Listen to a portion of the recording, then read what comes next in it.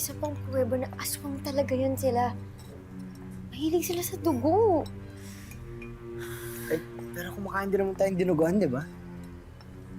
Depende sa kung ano yung laman.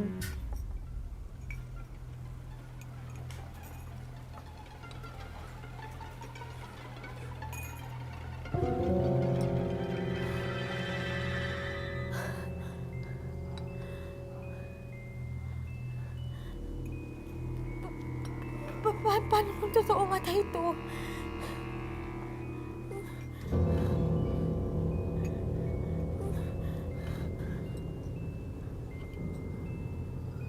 Mukha ba itong normal?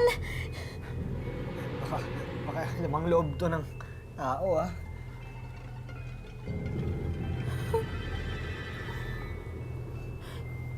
Arlan, di ba...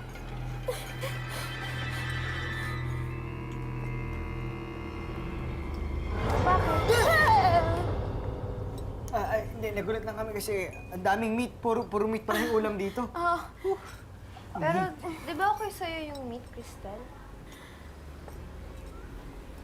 Okay ba sa'yo? Okay ba sa'yo yung meat? Ha?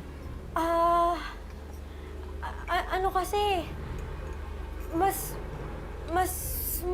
mahilig ako sa gulay. Oo, gulay nga pala. Oo, Mahilig siya sa gulay. veggies all the way ako. Di ba, vegetarian siya. Nakakalimutan mo ba? Vegetarian yun. Vegetarian yan. Ikaw, gusto mo? I-try? Hindi, okay lang. Parehas kami, vegetarian na rin ako. Oh, saka masarap yung ano dito eh. Fresh, probinsya to. Gulay, no? Gulay na lang. Yun na lang siguro. Meron ba kayo dyan?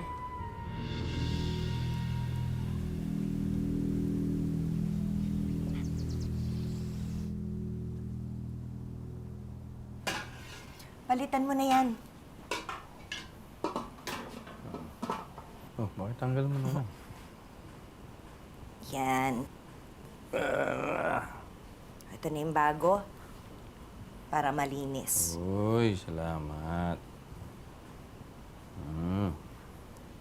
Ma, pa, parang nakakahalata na sina Crystal at Arlan. Hindi po nila kinain yung food kanina eh. Bakit? Nakausap ka ba nila? May sinabi ba? Wala naman po. Uy, ba't naman nila sasabihin na nagdududa sila? Isa pa, kailangan lang natin maging alerto.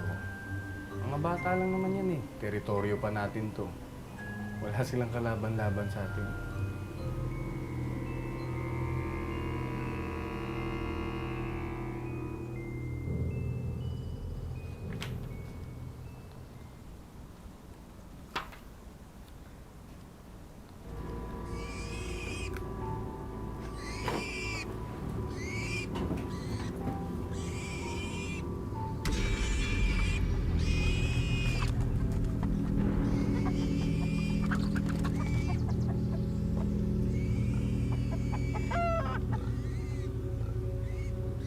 Ayusin ninyo mabuti.